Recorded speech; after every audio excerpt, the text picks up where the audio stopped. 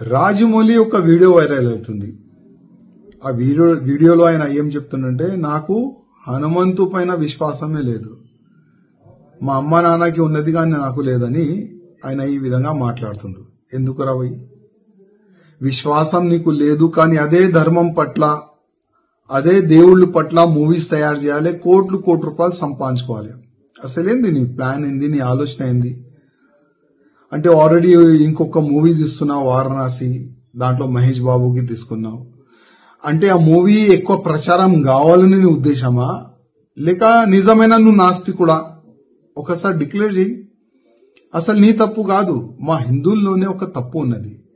నీలాంటి fault director కి, producer కి అసలు ఐడెంటిఫై మా హిందువులు చేస్తలేరు. నీకు ధర్మం పట్ల అభిమానం లేదు, మా దేవుళ్ళ పైన అభిమానం నీకు లేదు.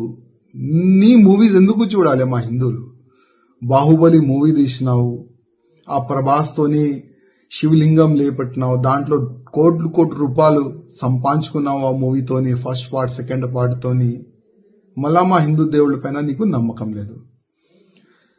మా హిందువులకి ఒక మాట చెప్పాలంటున్నా, ఇది ఈ రాజమౌళిది ఇది ఫస్ట్ కామెంట్ కాదు. గతంలో కూడా భగవాన్ శ్రీకృష్ణ దాసులు అంటే ఉంటాయి కదా, 16,000 దాసులు కాదు లవర్ అని ఈ విధంగా ఆయన గతంలో కూడా కామెంట్ చేసిండు.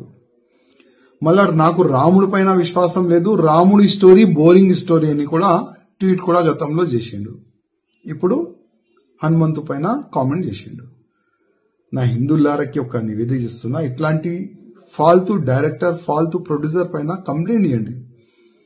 ఇట్లాంటి వ్యక్తులకి జైల్లో పడేస్తే అర్థమవుతుంది, హిందూ దేవుళ్ళ పైన కామెంట్ చేస్తే అసలు ఏమైతుంది నా గతి అని ఈయనకి అర్థమవుతుంది. అదేవిధంగా ఈ ఫాల్తూ డైరెక్టర్, ప్రొడ్యూసర్ తీసిన మూవీ ఎవరు కూడా చూడకండి.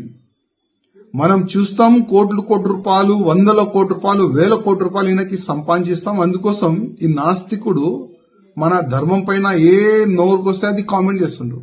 అందుకోసం మన హిందువులకి కొద్దిగా అర్థం కావాలి, మన ధర్మం పైన, మన దేశం పైన, మన సమాజం పైన ఎవరైనా తప్పుగా కామెంట్ చేస్తే ఆయన గతి ఏమైతుంది, కొద్దిగా మన హిందువుల్లో ఒక అవేర్నెస్ వచ్చే ఇప్పుడు అవసరం ఉన్నది.